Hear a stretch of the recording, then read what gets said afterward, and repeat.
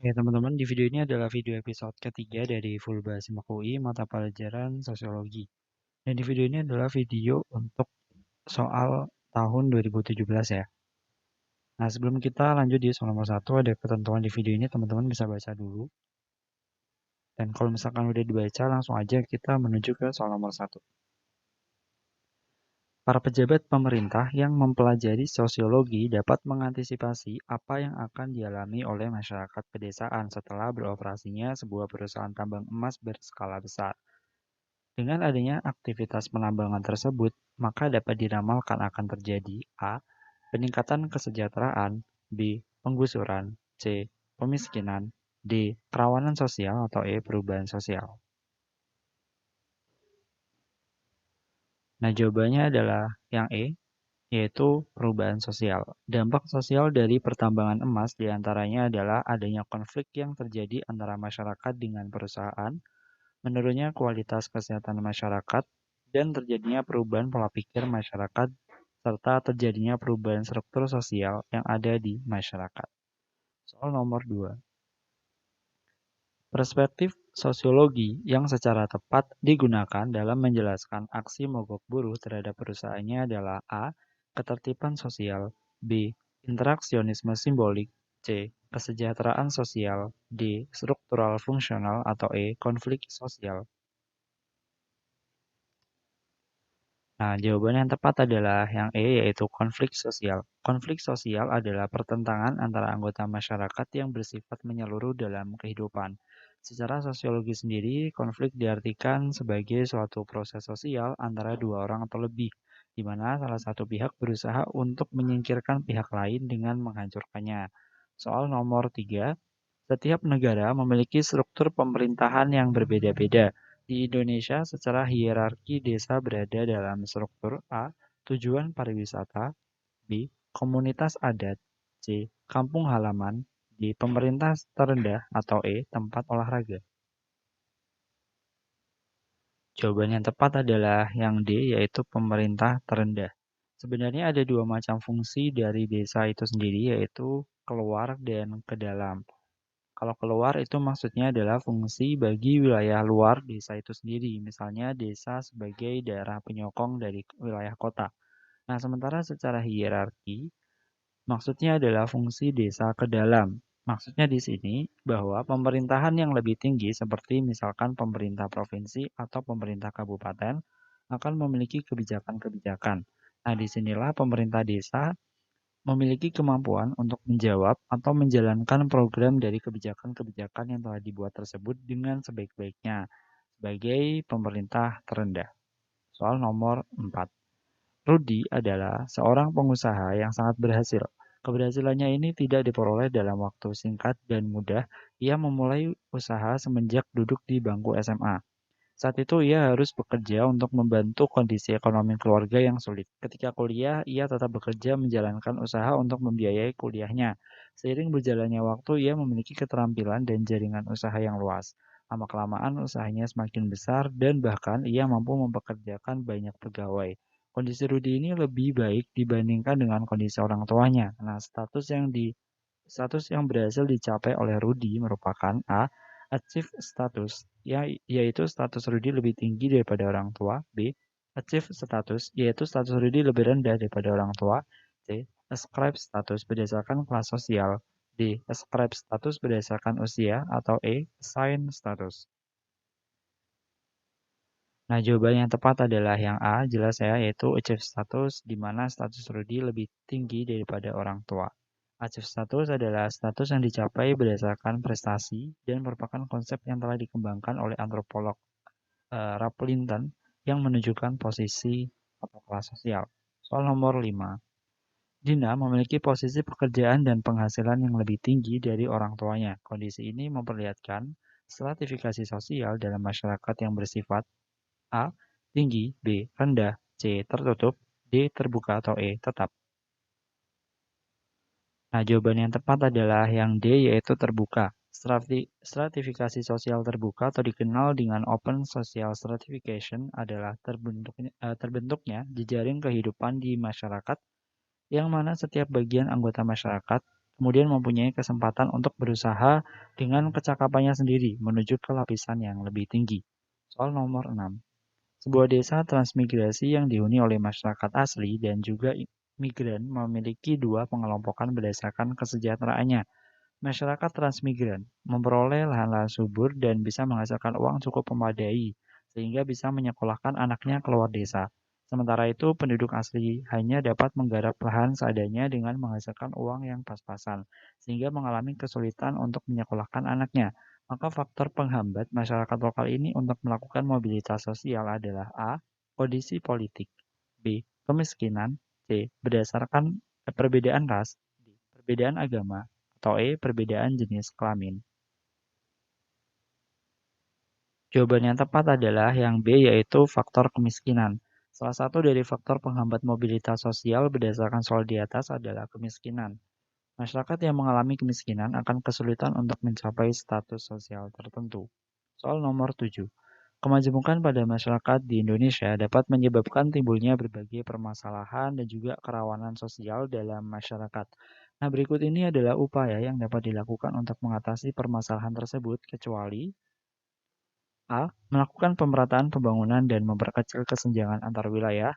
B. Menumbuhkan sikap nasionalisme. C. Mengembangkan sikap toleransi. D. Membuka forum komunikasi lintas suku, ras, dan agama. Atau E. Mempertahankan dan menjalankan tradisi atau adat istiadat secara kaku.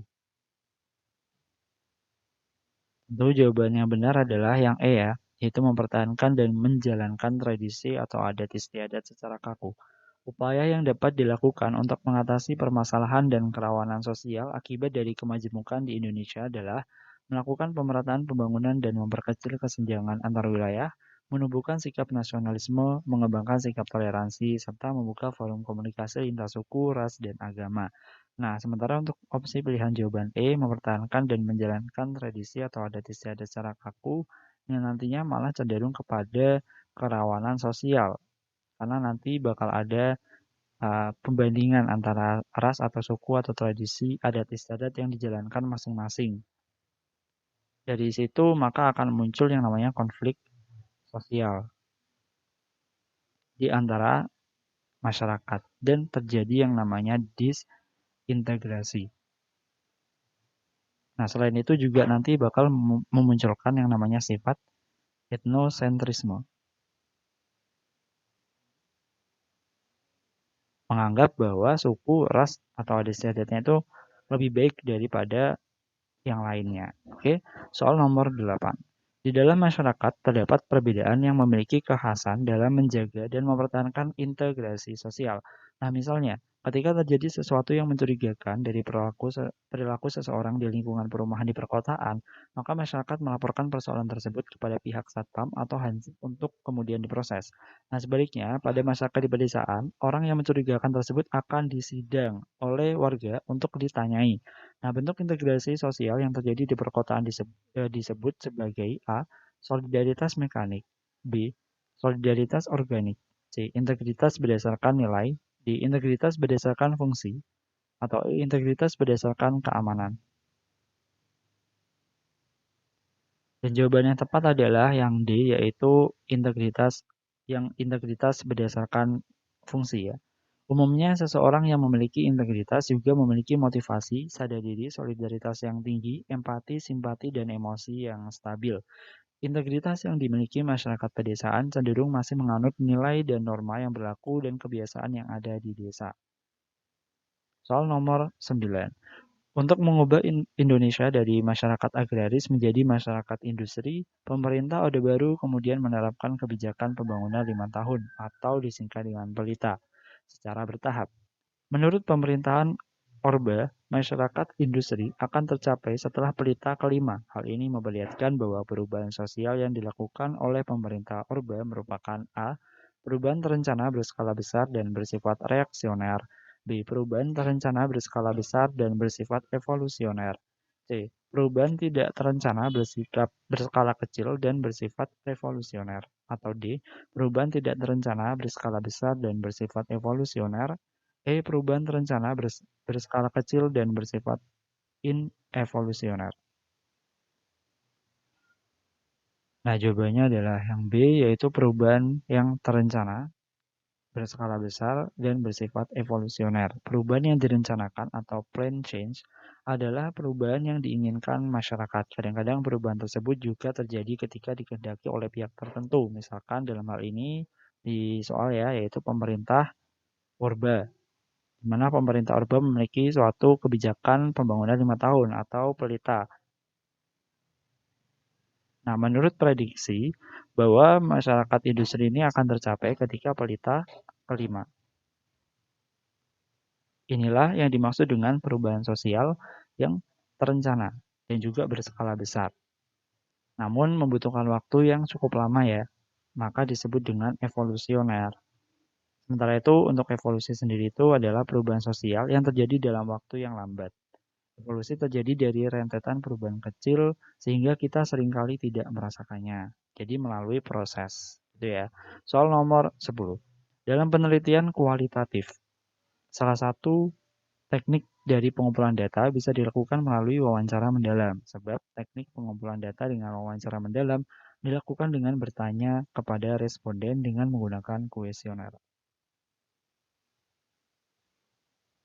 Oke, jawabannya adalah yang C, yaitu untuk pernyataannya ini benar tapi alasannya salah. Wawancara merupakan salah satu metode penting dalam penelitian sosial, terutama untuk penelitian jenis kualitatif. Umumnya wawancara yang dilakukan berbentuk wawancara mendalam atau in-depth interview. Nah, dalam wawancara, peneliti mengajukan pertanyaan dan narasumber atau informan akan menjawab secara oral. Jadi, di sini tuh bukan kepada responden, tetapi kepada informan. Kalau responden, nanti penelitiannya bukan kualitatif, melainkan kuantitatif.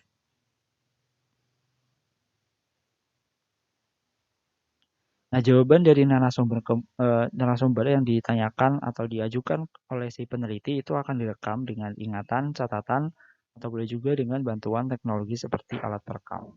Soal nomor 11. Teman sepermainan sebagai media sosialisasi tergantikan sepenuhnya oleh media sosial pada remaja kota pada saat ini. Sebab pada era digital saat ini remaja memperoleh informasi dan sosialisasi dari berbagai media. Media sosial memberikan pengaruh yang kuat terhadap proses pembentukan diri dan perilaku mereka. Nah, jawabannya adalah yang D, yaitu untuk pernyataannya salah dan alasannya benar. Teman sepermainan pada kenyataannya bisa ya digantikan dengan tidak bisa tergantikan dengan teman maya yang sepenuhnya dikenal melalui media sosial. Jadi teman sepermainan yang ada di dunia nyata itu tidak bisa digantikan dengan teman sepermainan yang ada di dunia maya. Nah, dalam era digitalisasi saat ini, remaja dengan mudah dapat memperoleh informasi dan sosialisasi dari berbagai media. Jadi untuk alasannya benar. Soal nomor 12. Sistem sosial merupakan entitas sosial yang dinamis, sebab sistem sosial merupakan kompleksitas dari unsur-unsur dalam masyarakat yang berkaitan secara fungsional dan saling mempengaruhi secara satu kesatuan yang utuh. Nah, ini sangat jelas sekali ya, jawabannya adalah yang A. Jadi untuk pernyataannya benar, alasan juga benar, saling berhubungan. Soal nomor 13. Sekelompok remaja yang peduli lingkungan membentuk organisasi Langit Biru yang bertujuan untuk membangun kesadaran masyarakat akan bahaya polusi udara. Organisasi Langit Biru ini bisa dikategorikan sebagai kelompok asosiasi karena berciri: 1. Ada kesadaran di antara anggota. 2. Ada interaksi sosial. 3. Ada tujuan bersama. 4. Ada pembagian kerja. Nah, jawaban yang tepat adalah yang A, yaitu untuk poin 1, 2, 3 benar. Ciri-ciri dari kelompok asosiasi adalah direncanakan atau sengaja untuk dibentuk. Kemudian terorganisir secara nyata dalam satu wadah, ada interaksi dan interrelasi atau hubungan serta komunikasi secara terus-menerus, adanya kesadaran kelompok yang kuat, kehadirannya konstan dalam hal ini adalah tetap tidak berubah-ubah, dan terdapat tujuan tertentu dalam kelompok asosiasi tersebut. Soal nomor 14, setiap SMA memiliki lambang yang berbeda yang mencerminkan nilai dan prinsip dasar yang ditanamkan pada para siswanya. Sekolah merupakan peranata atau institusi sosial yang memiliki ciri antara lain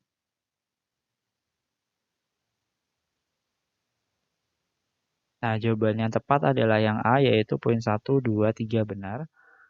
Adapun ciri-ciri atau karakteristik peranata sosial sendiri adalah memiliki lambang-lambang atau simbol, memiliki tata tertib dan tradisi, memiliki satu atau beberapa tujuan, memiliki nilai, memiliki usia lebih lama, atau dalam hal ini adalah tingkat kekekalannya tertentu, dan memiliki alat kelengkapan. Nah, itulah ciri-ciri dari peranata sosial. Soal nomor 15. Seorang residivis yang melakukan tindakan kejahatan perampokan berkali-kali yang disertai dengan kekerasan dikategorikan sebagai penyimpangan sekunder karena